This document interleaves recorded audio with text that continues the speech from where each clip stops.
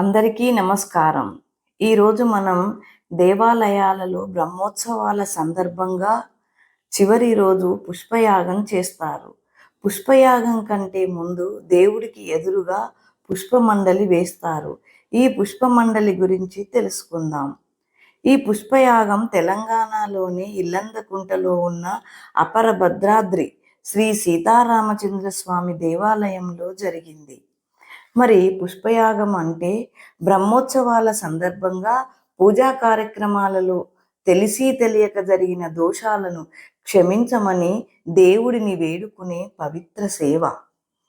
భక్తి, వినయం, కృతజ్ఞత కలిసిన దివ్య అర్పణ ఇది.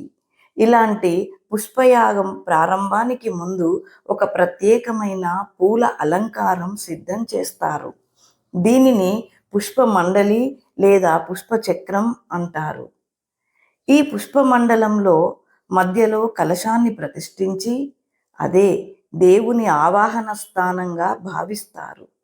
ఆ కలశం చుట్టూ వృత్తాకారంగా వివిధ రంగుల పూలతో చక్రంలా మండలం రూపొందిస్తారు. మధ్య బిందువు పరమాత్మను సూచిస్తే చుట్టూ ఉన్న వలయాలు సృష్టి విస్తరణను తెలియజేస్తాయి. ప్రతి పువ్వు ఒక భావం, ప్రతి రంగు ఒక భక్తి, ప్రతి వలయం ఒక ఆధ్యాత్మిక శక్తి.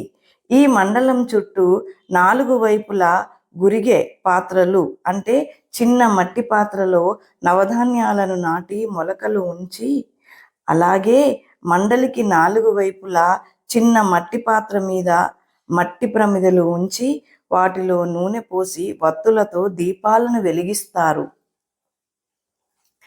నవధాన్య మొలకలు సృష్టి, శుభం, సంపూర్ణతకు సంకేతం. దీపాలు జ్ఞానం, దైవశక్తికి ప్రతీకలు. ప్రకృతి మరియు పరమాత్మకు ఒక్కటిగా అనుభూతి అవుతుంది. బ్రహ్మోత్సవాల ప్రారంభంలోనే నాటిన నవధాన్యాలు పుష్పయాగం రోజుకి పచ్చగా ఆకులు వచ్చి అభివృద్ధి, సంపూర్ణతను సూచిస్తాయి. ఈ పవిత్ర పుష్పమండలి ఏర్పాటులో నేను కూడా చిన్నగా ఉడతా సాయం చేసే అవకాశం దొరికింది. ముఖ్యంగా ఈ పుష్పాలన్నీ మా ఇంటి నుంచి సమర్పించడం ఎంతో ఆనందంగా ఉంది.